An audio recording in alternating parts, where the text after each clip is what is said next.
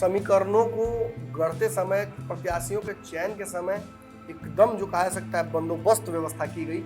ये सारी चीज़ें इस बात पर, अब यही तेजस्वी यादव का फैसला अगर 24 का चुनाव वाला होता तो हमको लगता है कि जगदान सिंह के बेटे को टिकट नहीं मिलता। इमामगंज में भी मांझी एक मैंने बच्चे को राजनीति में टिकट देकर तेजस्वी यादव ने जीतन राम मांझी की रात की नींद उड़ा दी। तेजस्वी अगर इन्फॉर्म्ड फैसले लेते हैं तो रिजल्ट उन्हीं के पक्ष में आता है। विराट कोहली आ रहे हैं टेस्ट मैच में, 1-2 बॉल पे आउट हो जा रहे हैं, चले जा रहे हैं, लेकिन जिस दिन वो टिक जाएंगे तो आपको पता है कि वो बेहतर ही करेंगे, बस उन्हें फैसले सही लेने हैं। भाजपा ने हालांकि अपने तरफ बैकअप बना लिया है।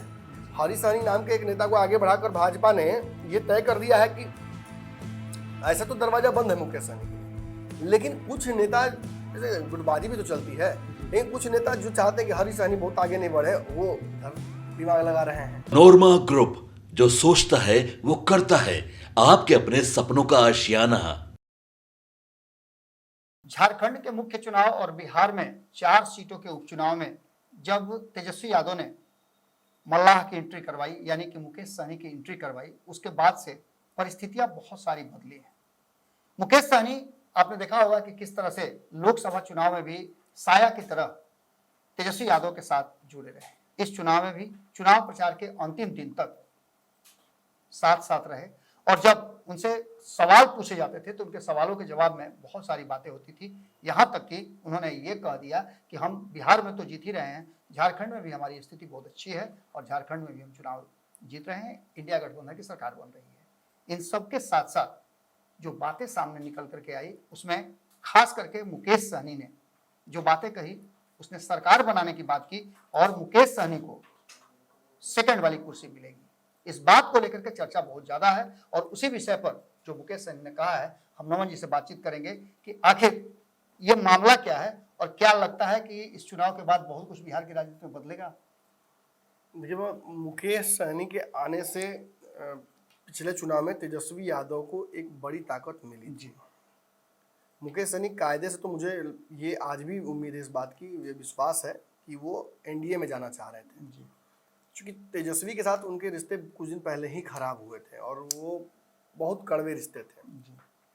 लेकिन फिर भी वो वापस गए महागठबंधन में। इसका कारण यही था कि उनको बहुत सम्मानजनक सीटें ऑफर नहीं हो रहा था एनडीए से जी। और जब सीटें अनाउंस हो गई तो उसके बाद रास्ता बंद ही हो गया, जिसके बाद वो गए थे। ऐसा ही उन्होंने पिछले चुनाव में भी किया था, जब इधर की सीटें अनाउंस होगी तब उधर गए थे। लेकिन इसके बावजूद 4 सीटें मिलना, लगातार सभाएं करना साथ में तेजस्वी के, कांग्रेस के कई दिग्गजों की उम्मीद थी कि वो बिहार आएंगे, तेजस्वी साथ घूमेंगे, बहुत कम लोगों को ये मौका मिला। राहुल गांधी भी अपनी सेलेक्टिव दूरी बनाते रहे तेजस्वी से। तेजस्वी ने भी ये बात भाप ली थी और राहुल गांधी को बहुत ज़्यादा भाव नहीं दिया। लालू ने एक रणनीति बिहार के लिए बना ली थी। तो उस स्थिति में तेजस्वी अकेले पड़ रहे थे और उस अकेले तेजस्वी का साथ किसी ने अगर निभाया हर जगह तो वो मुकेश सहनी जी। अपने परिवार के भी किसी सदस्य से ज्यादा मुकेश सहनी के साथ पूरे चुनाव में हो रहा है। चर्चा हुई, MYM हो गया जी। मुस्लिम यादव समीकरण, मुस्लिम यादव मल्लाह समीकरण हो गया जी। और जब मल्लाह समीकरण जुड़ता है मुस्लिम यादव में तो ये 40% से ऊपर उठ जाता है वोट बैंक, 3 ही वोट बैंक जी।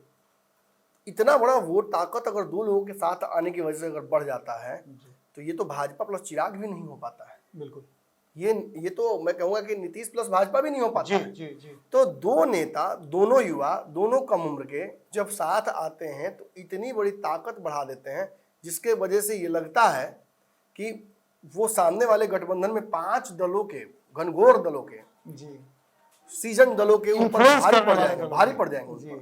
तो ये बड़ी बात है। हालांकि उस ताकत को चुनाव में अपने छोटे फैसलों की वजह से ये भुना नहीं पाए ये दोनों जी। और वो गलतियां सुधार रहे हैं। झारखंड में घूमना हो या बिहार के चुनाव में घूमना हो, तेजस्वी यादव ने बहुत बदलाव दिखाए हैं। बहुत तरीके की जो गलतियां पिछली बार हुई थी उससे सुधार हुआ है इस बार जी। जिस तरीके से शहाबुद्दीन परिवार की वापसी हुई, समीकरणों को गढ़ते समय, प्रत्याशियों के चयन के समय एकदम जो कहा जा सकता है बंदोबस्त व्यवस्था की गई। ये सारी चीजें इस बात पर, अब यही तेजस्वी यादव का फैसला अगर 24 का चुनाव वाला होता तो हमको लगता है कि जगदान सिंह के बेटे को टिकट नहीं मिलता जी, विश्वनाथ यादव का भी टिकट नहीं मिलता, पावर डिसेंट्रलाइज करने की कोशिश की जाती है वहां पे। जी जी लेकिन प्रत्याशी चयन अच्छा है। इमामगंज में भी मांझी एक मैंने बच्चे को राजनीति में टिकट देकर तेजस्वी यादव ने जीतन राम मांझी की रात की नींद उड़ा दी है। निश्चित रूप से आगे की राजनीति पर भी उन्होंने फोकस किया है। बिल्कुल। और ये इशारा इस बात का है कि तेजस्वी अगर इन्फॉर्म्ड फैसले लेते हैं तो रिजल्ट उन्हीं के पक्ष में आता है। ये कुछ उसी तरीके का है कि विराट कोहली आ रहे हैं टेस्ट मैच में, 1-2 बॉल पे आउट हो जा रहे हैं, चले जा रहे हैं, लेकिन जिस दिन वो टिक जाएंगे तो आपको पता है कि वो बेहतर ही करेंगे, बस उन्हें फैसले सही लेने होंगे। अब भाई कुशवाहा, सुरेंद्र यादव, इन लोगों को टिकट देना एक बड़ा फैसला था। बिल्कुल। और ये फैसले रिजल्ट में कब तब्दील हुए, मुझे तो विश्वास ही नहीं था कि वो जीतेंगे, और तेजस्वी ने वो देख लिया था जी, सबसे बड़ा किला कबाड़ दिया। बिल्कुल। तो ऐसे ही फैसले लेने की आवश्यकता थी इस बार। आप नवादा में चले जाइए, आप झंझारपुर में चले जाइए, ऐसे ही कई सीटों पर चले जाइए। तेजस्वी यादव अगर थोड़ा सा फैसला सही ले लिए होते तो ये सारी सीटें भी इंडिया गठबंधन हार जाती। परिस्थितियां बन रही थी 2024 में, और अंतःद्वंद की वजह से हार गए। तो मुझे लगता है कि मुकेश सहनी के आने से तेजस्वी की ताकत बढ़ती है। और चूंकि मुकेश सहनी इस वक्त बड़ा उनका स्टॉक इंप्रूव हो गया है चुनाव के वक्त से, अभी अब उनकी डिमांड बढ़ी हुई है। जी जी। अब क्या है कि भाजपा भी उनको बुलाने की कोशिश करती है, जदयू भी उनको बुलाने की कोशिश कर रही है। भाजपा ने हालांकि अपने तरफ बैकअप बना लिया है। हरीश सहनी नाम के एक नेता को आगे बढ़ाकर भाजपा ने यह तय कर दिया है कि ऐसा तो दरवाजा बंद है मुकेश सहनी के लिए, लेकिन कुछ नेता, जैसे गुटबाजी भी तो चलती है, लेकिन कुछ नेता जो चाहते हैं कि हरीश सहनी बहुत आगे नहीं बढ़े, वो उधर दिमाग लगा रहे हैं। कहा यह जाता है हनुमान जी की जब लोकसभा चुनाव की तैयारी चल रही थी और भारतीय जनता पार्टी ने सीट शेयरिंग किया तो 16-17 सीटें जो आपस में बांटे थे जदयू और भाजपा ने, तो 17 में 17वीं सीट जो थी वो बचा के रखा गया था मुकेश सहनी के लिए अंतिम समय जी जी। और वही मुजफ्फरपुर में एक मल्लाह को टिकट। हाँ, मैंने तो ये बात बहुत पहले ही कह दी थी कि मुजफ्फरपुर जो सीट है वो मुकेश सहनी की रखी गई है। वहां से जो विधायक है उनका टिकट कटेगा, मैंने साल में पहले चलाया है। जी जी जी। और उस समय तो विधायक जो सांसद महोदय थे, उनके एक प्रतिनिधि ने मुझे फोन करके कहा था कि कहाँ से ये सब खबर आप लोग को मिल जाता है।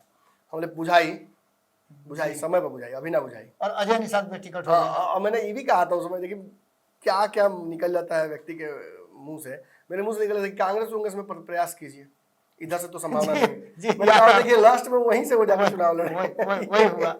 और विडंबना है ये। निश्चित रूप से लंबे समय तक वो क्रिटिक्स रहे हैं मुकेश सहनी के जी। और दोनों को एक साथ मंच पे देखा मैंने, और दोनों ही क्या तीसरे भी आ गए। मुकेश सहनी जिनके खिलाफ चुनाव लड़े थे खगड़िया में, वो भी वहां भी दिखे। नहीं, मुकेश सहनी जिसके खिलाफ चुनाव लड़े थे, वो भी महबूब अली के तीनों दिखे साथ में। तो मेरा कहना वो नहीं है, मेरा ये कहना है कि तेजस्वी यादव ये मानते हैं कि मुकेश सहनी का एक जनाधार है, जो जनाधार राजद को चाहिए। आखिर 49% तक जाकर रुक जाने से क्या तेजस्वी मुख्यमंत्री बन जाएंगे? उन्हें उस 50 के दायरे को पार करना है। 55, 56, 60, 70 तक ले जाना पड़ेगा। आप उस समाज को जनगणना कराइए, आप उस समाज को आरक्षण देने की बात कीजिए, नौकरी देने की बात कीजिए, सब ठीक है, लेकिन वोट आपको कितना तब्दील हो रहा है? आपने A to Z की बात की, कितना ब्राह्मण भूमिया राजपूत आपको वोट किया, आपका ये समीकरण फेल हो गया। लेकिन ये समीकरण आपने जो MYM ताकतवर समीकरण है। मुकेश सहनी ने बड़ा निस्वार्थ उनके साथ। और ये भी जान लीजिए बात, जितना ऑफर मुकेश सहनी को लेकर घूमने का, हमने ही कवर चला, इसके बाद से मुकेश सहनी दिखना शुरू हो गया। मैंने तो पूछा था मुकेश सहनी कहाँ है, चिराग तेजस्वी अकेले कहाँ घूम रहे हैं, मुकेश सहनी को लेकर घूम कहीं रहे हैं। और उसके अगले दिन मैंने देखा कि उनको लेकर घूम रहे हैं। तो निश्चित ही एक और बात है कि उन्हें ये भी समझ में आ गया, जब हमने खबर चलाई तो मैंने कहा कि भाजपा से तो उनको लगातार ऑफर है। अरे वो 40 सीट मांग रहे हैं, 30 सीट मांग रहे हैं। अगर उनको उनके मुताबिक, अब जैसे मुकेश सहनी उस दिन बयान दे दिया, क्यों बयान दिया? मुकेश सहनी को पता है कि भाजपा भी उनको अपने साथ रखने के लिए रेडी है, उतनी सीटें तो नहीं देगी, इसलिए वो उधर नहीं जा रहे हैं। उनको ज्यादा सीट चाहिए, इसलिए वो तेजस्वी के साथ जी। और लेकिन कांग्रेस का प्रदर्शन पिछले बार जो था वो बड़ा बिलो पार था। तो ये तेजस्वी इस बार गलती नहीं करेंगे। तेजस्वी कांग्रेस का हिस्सा काटेंगे अच्छा खासा, और वो हिस्सा कहाँ जाएगा? निश्चित रूप से मुकेश सहनी के पास जाएगा। मुकेश सहनी ने भी कहा कि 4 विधायक से इस बार काम नहीं चलेगा, हम 40 विधायक जाएंगे। 40 जिताने के लिए बाबा 50 सीट कम से कम लड़िएगा ना। बिल्कुल। तो मुकेश सहनी का दावा जो बनता है इस बयान की वजह से 50 सीटों बनता है। लेकिन अगर मुझे लगता है कि 30 सीट 40 सीट भी मिल जाती है मुकेश सहनी को, तो ये बहुत बड़ी जीत उनके लिए होगी। और मुझे लगता है कि कहीं ना कहीं साथ घूमकर, बार जो एयरपोर्ट पे भी देख रहा हूं मैं, मुकेश सहनी की बात तेजस्वी कर रहे हैं तो अलग तरीके से कर रहे हैं। मंच पर भी मैं देख रहा हूं कि दोनों के बीच में एक बड़ा केमिस्ट्री अलग दिख रहा है। इससे मुझे लगता है कि मुकेश सहनी की राजनीति को एक अच्छा फायदा भी मिलेगा, तेजस्वी को भी एक बूस्टअप मिलेगा। आज तक सच्चाई है कि मैं जब से चुनाव देख रहा हूं बिहार में, तेजस्वी यादव का एक गठबंधन आज तक परमानेंट नहीं हुआ है। एक कांग्रेस छोड़कर तेजस्वी के गठबंधन में कोई परमानेंट नहीं होता। कांग्रेस भी कई भाग जाती नहीं, है, कांग्रेस तो उनके साथ कभी मंच पे नजर ही नहीं आई। कांग्रेस भी कई बार उनसे अलग भाग जी, गई है, जैसे जी। उपचुनाव में बिहार में। जी जी अब ऐसी स्थिति है कि इन सभी समीकरणों के बीच मुकेश सहनी एकमात्र ऐसे सहयोगी दिख रहे हैं तेजस्वी के, जो उनके साथ लंबा काम करना चाहते हैं। और पिछली बार देखिए, मैं बात सुनिए, लोकसभा चुनाव में मुकेश सहनी और तेजस्वी के बीच एक टेम्पोररी अरेंजमेंट बना था 4 सीट पे, और ना 4 सीट पे मुकेश सहनी नहीं मानते, उनके पास ऑप्शन नहीं था, इसलिए वो मान गए 3 सीट। हाँ, तो वो लड़ गए, वो कर गए। तेजस्वी भी ये जानते थे कि कितनी सीटें हम लड़ेंगे, चलो उठाओ कुछ सीटें इनको दे दो। एक टेम्पोररी अरेंजमेंट था, वो लॉन्ग टर्म रिश्ता नहीं बना था। क्योंकि सबको पता है कि मुकेश सहनी बिहार के मुख्यमंत्री भी बनना चाहते हैं, तो तेजस्वी भी मुख्यमंत्री, ये भी मुख्यमंत्री, एक गठबंधन में नहीं चल सकता है। बिहार में जितने मुख्यमंत्री के दावेदार थे सब चुपचाप, चाहे चिराग हो, उपेंद्र कुशवाहा हो, मांझी का बेटा हो, सम्राट चौधरी हो, सब ने एक सुर में कहा कि हमारे नेता अब नीतीश कुमार होंगे, वही मुख्यमंत्री बनेंगे। लेकिन ये बात मुकेश सहनी या जीतन राम मांझी या मुकेश सहनी या तेजस्वी एक दूसरे के लिए नहीं कहेंगे जी। जब तक ये कहेंगे तो तक गठबंधन होगा नहीं। जी। अब क्या है कि 40 सीटों की बात के बाद जब दोनों साथ दिखने लगे, इट मीन्स कि एक मतलब एक अंडरस्टैंडिंग डेवलप हो गई है। और सबसे बड़ी मांग जिसके चलते पीठ में छुरा घोंपने की बात मुकेश सहनी ने की थी पिछले चुनाव में, वो क्या थी? नंबर 2 की कुर्सी, डिप्टी सीएम की कुर्सी। मुझे डिप्टी सीएम का वादा करके इन्होंने नहीं आज अनाउंस किया। मुकेश सहनी ने एक्सेप्ट कर लिया है कि तेजस्वी को मुख्यमंत्री बनाना और दूसरी कुर्सी मेरे पास होगी। बार ये उनके एक्सेप्ट करने से होता नहीं है, मुझे तो तेजस्वी ने एक्सेप्ट कर लिया है। तेजस्वी यादव जब साथ लेकर घूम रहे मुकेश सहनी को ये शर्तें जानकर और विधानसभा की तैयारियों की तरफ बढ़ते हुए, तो निश्चित ही एक कंफर्मेशन ये मिल चुका है मुकेश सहनी को। आज नहीं तो कल ये बात सुनने को भी आपको मिल जाएगा। हम वक्त से पहले आपको बता रहे हैं, ये अंदर की चर्चा हो रही है कि मुकेश सहनी को बिहार का डिप्टी सीएम घोषित करके ही चुनाव में जाएगी जो महागठबंधन वर्तमान में है। तेजस्वी यादव, लालू यादव में से कोई इस बात की घोषणा मंच से ही कर सकता है, ताकि जो वोट बैंक है वो छितराए नहीं, और पिछली बार जो हुआ है वो नहीं। अब पिछली बार वाली गलती तो नहीं चाहेंगे कभी भी।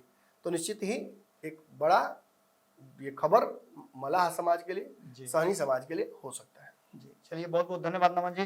तो पक्की खबर में हमने आपको बताने की कोशिश की कि किस तरह से आने वाले 2025 के चुनाव की तैयारियां चल रही हैं। उन तैयारियों में अपने अपने वोट बैंक और अपने सहयोगियों को साधने की तैयारी शुरू हो चुकी है। भीतर भीतर समझौते भी कई हो रहे हैं, जैसे कि नमन जी ने बताया भी, हम इस पर नजर बनाए हुए हैं। आगे क्या कुछ होता है हम अपडेट आपको करते रहेंगे। बहुत बहुत धन्यवाद। आपके सपनों को हमने सजाया है, ई होम्स पैनोरामा को हमने बनाया है। ई होम्स मेरा एक सपना था जिसपे मैं पिछले 4 साल से काम कर रहा था। हमने जो बनाया है वो सबने है माना। ई होम्स पैनोरामा में हो आपका भी आशियाना। और फाइनली हमने 2021 में इस प्रोजेक्ट को लॉन्च किया। बहुत लोग अप्रिशिएट कर रहे हैं कि पूर्णिया जैसे शहर में, बिहार के, एक तो बिहार की बात करें उसमें भी पूर्णिया जैसे छोटे जगह में इस तरह का लाइफस्टाइल देना, ये सुन के हम लोगों को बहुत अच्छा लगता है। ई होम्स में हमने कुछ और भी किया है, जैसे हम जिस जगह में रह रहे हैं हमारे फैमिली सिक्योर हो, उनको सिक्योरिटी का ध्यान में रखा है।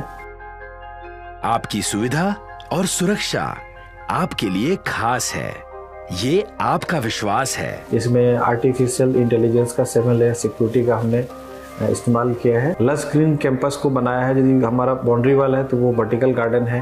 ये जितनी भी फैसिलिटी होता है एक इंटरनेशनल टाउनशिप में ई होम्स है, ये हम लोग विश्वास नहीं कर पा रहे हैं। जो भी हमारे मित्र दोस्त या जो भी हमारे बाहर के बाहर आते हैं तो हम लोगों को बहुत अच्छा सुनने को मिलता है और बहुत अच्छा क्रेडिट मिल रहा है। वो सारा हमने सिर्फ एक बिल्डिंग नहीं बनाया, हमने एक बहुत अच्छा लाइफस्टाइल दिया ई होम्स में, और मेरा एक सपना था जिसको मैं आज फुलफिल होते हुए देख पा रहा हूँ। ये आपका आवास है।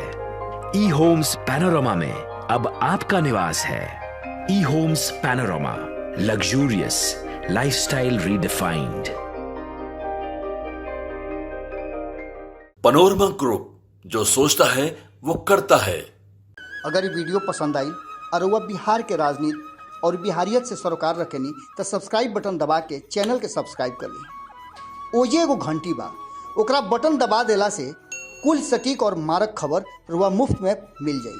अगर रुआ पत्रकारिता के हमनी के नया प्रयोग में सहयोग कर चाहतानी तो ज्वाइन बटन दबा दी। पेटीएम नंबर नोट कर ली 9386816700। धन्यवाद।